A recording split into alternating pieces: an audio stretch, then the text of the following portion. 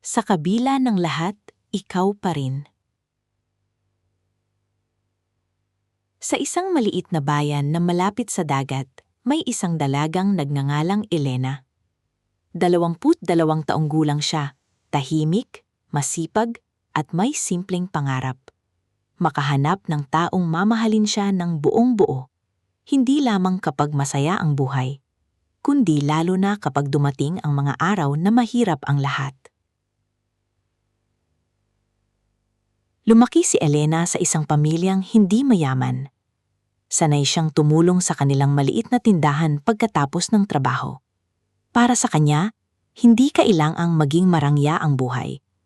Ang gusto lang niya ay isang tahanang puno ng pagmamahal at isang taong hindi siya iiwan kapag dumating ang problema.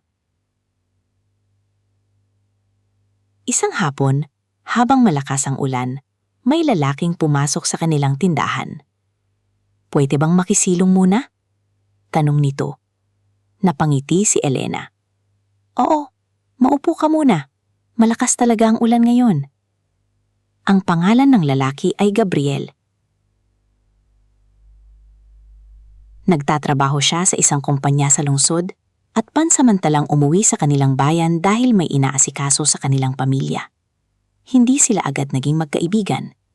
Ngunit sa mga sumunod na araw, madalas nang dumaan si Gabriel sa tindahan. Minsan bibili siya ng kape,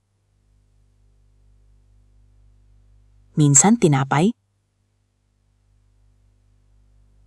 at minsan wala naman talaga siyang kailangang bilhin. Isang araw, napansin ito ni Elena. "Bakit parang araw-araw ka nang bumibili dito?" Pabirong tanong niya. Ngumiti si Gabriel. "Baka kasi may dahilan kung bakit gusto kong pumunta rito."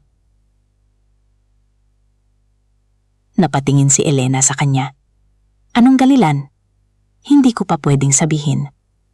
Tumawa si Elena. Ngunit simula ng araw na iyon, may kakaibang saya na siyang nararamdaman tuwing nakikita niya si Gabriel.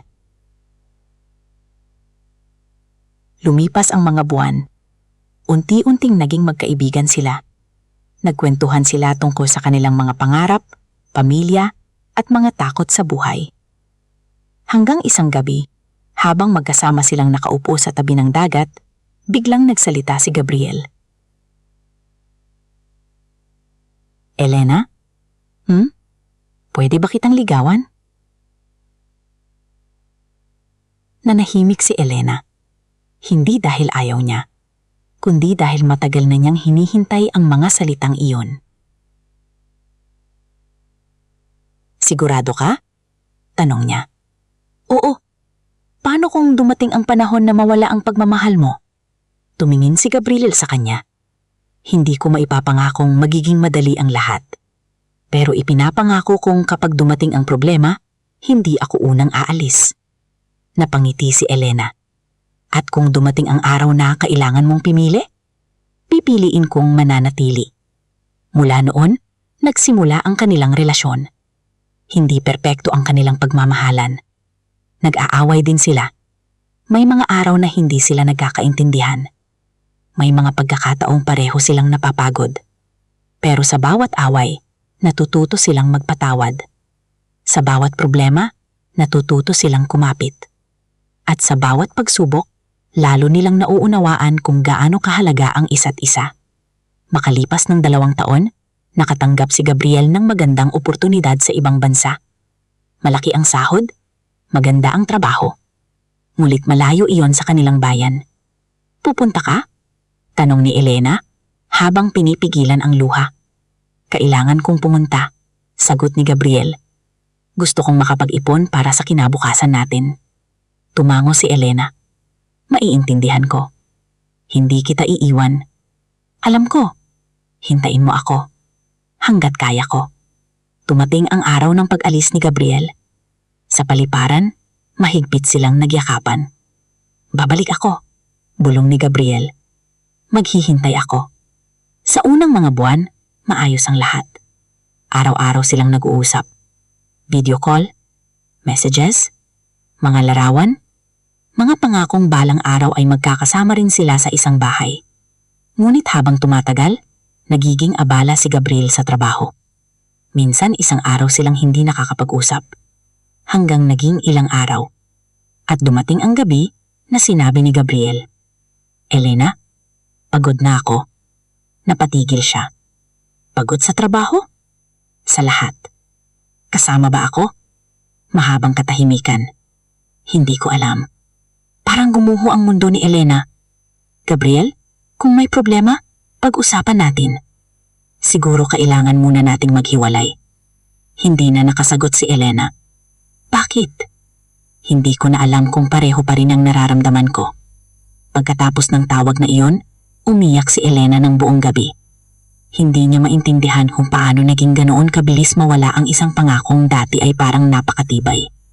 Lumipas ang mga buwan. Hindi na sila nag-usap. Sinubukan ni Elena na magpatuloy sa buhay. Bumalik siya sa trabaho. Tinulungan ang pamilya. Ngumiti sa harap ng ibang tao. Pero sa tuwing sasapit ang gabi, tahimik niyang tinatanong ang sarili. Bakit hindi ako naging sapat? Hanggang isang araw, may natanggap siyang mensahe. Gabriel, pwede ba tayong mag-usap? Matagal niyang tinitigan ng cellphone.